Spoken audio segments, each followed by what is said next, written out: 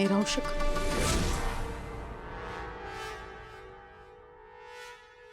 आई काय बोलतेस तू? प्लीज असं काही करू नकोस. आई अगं आम्हाला या घराला तुझी गरज आहे. तू आम्हाला सोडून नाही जाऊ शकत. एक सेकंड. आई काय झालंय? हा प्लीज सांग ना मला, काय खरं कारण? काय असणार आहे दुसरं? जे काही घडलंय ते तुझ्या डोळ्यासमोरच घडलंय ना. मला उपरती झाली.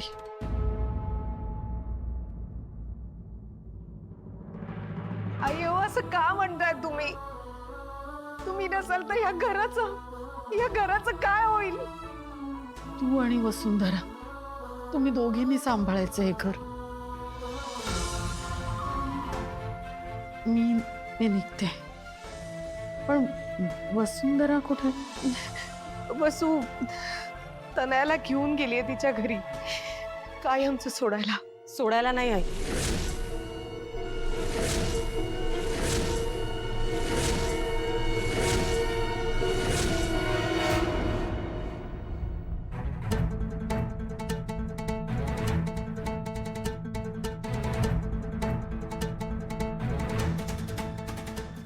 तिला घरी परत आणायला गेले होते.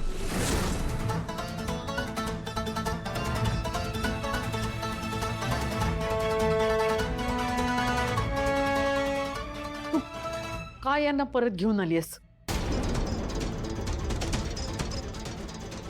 या दोघींनी या घरचा उंबरठा सुद्धा ओलांडायचा नाही. आई प्लीज शांत हो. त्यांना मी परत का घेऊन आले हे सांगते तुम्हाला. प्लीज आत या.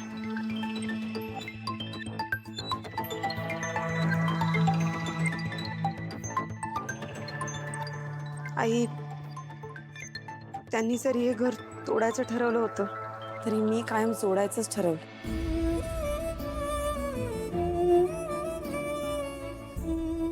आपण पुन्हा नाती विणूयात, ती टिकवूयात, फुलवूयात. आज जर आपण त्यांना तोडलं तर त्यांच्यात आणि आपल्यात काय फरक राहिला? नाही, आपल्या मनात काहीच राहणार नाही, पण त्यांच्या मनात कायम द्वेष राहील की आपण त्यांच्याशी चांगलं नाही वागलो. आई, झालेल्या चुकांच्या शिक्षेपेक्षा क्षमा ही सगळ्यात श्रेष्ठ असते. हात जोडून विनंती करते तुम्हाला, प्लीज या दोघींना मोठ्या मनाने माफ करा. माफीच्या ऋणांनी माणसं जोडली जातात. अगदी बरोबर बोलते वसुंधरा. जयश्री, आई बघ ना त्या चिनमनुला, मला खूप त्रास देत आहेत. ओरड ना त्यांना. या वारसदार. वारसदार, आता ह्याच्या पुढे तू सगळं सांभाळायचंस. या घराला, या माणसांना, यांची जबाबदारी तुझ्यावर आहे. म्हणून वारसदार. म्हणजे मी फक्त एकट्यानेच घ्यायची जबाबदारी? पण का? ह्यांना पण तर घेऊन देत ना जबाबदारी. हो चालेल, आम्हाला काहीच प्रॉब्लेम नाही. अगं माझी शोनी बाळग. याला म्हणतात संस्कार. तरी म्हणजे 100% खात्री आहे हे वसूचेच संस्कार आहेत.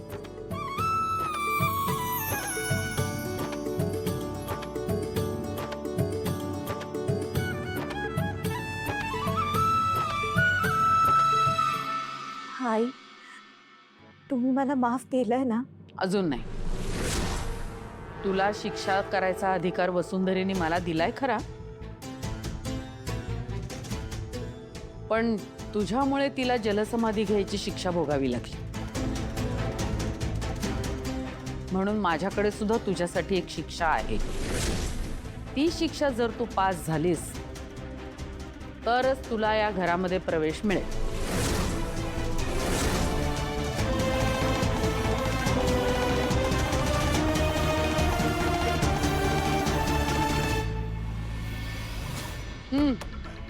तो राड घे. अगं हळू.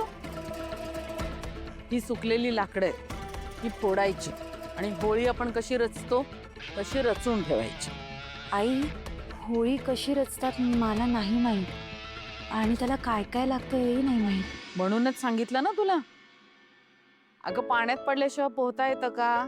नाही ना. मग जे आधी केलं नाही तेच करायचं, नव्याने शिकायचं, कळलं? तयारी करून ठेव. आणि हो, लाकडं फोडताना कुऱ्हाडीच्या प्रत्येक घावामागे देवाची क्षमा मागायची. आपण केलेल्या चुकीची क्षमा मागायची. देवाला म्हणायचं, माझ्या मनातल्या द्वेषाचे, अहंकाराचे, मत्सराचे या लाकडासारखेच तुकडे होऊ देत आणि ते तुकडे होळीमध्ये भस्म होऊन जाऊ दे. समजलं? अवनी आणि वसुंधरा प्रसादाचं बघताय, तोपर्यंत ही लाकडं फोडून ठेव आणि होळी रचून ठेव. नंतर आपण होळीची पूजा करायची. कर.